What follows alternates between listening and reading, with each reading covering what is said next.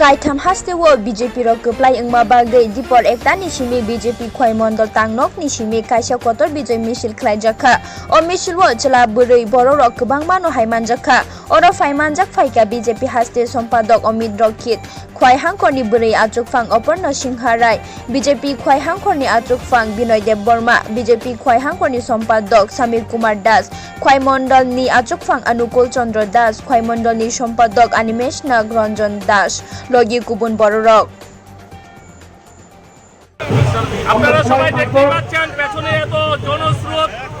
জানেন আপনারা সবাই যে ধর্মনগর বিধানসভার উপনির্বাচন পুদুচেরি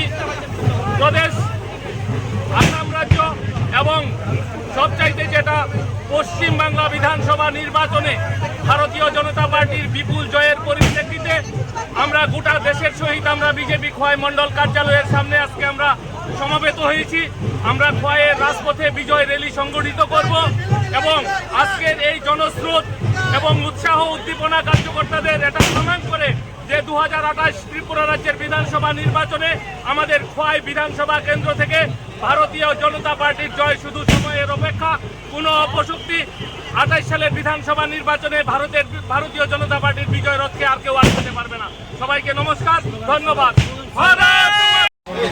আসাম এবং পশ্চিমবঙ্গে সেখানে ভারতীয় জনতা পার্টি সেখানে সরকার সেখানে প্রতিষ্ঠিত করে এবং আমাদের ত্রিপুরা যে ধর্মনগর আসলে বিধানসভা উপনির্বাচন হয়েছিল আপনারা দেখেছেন সেই উপনির্বাচনে আমাদের প্রার্থী সমর চক্রবর্তী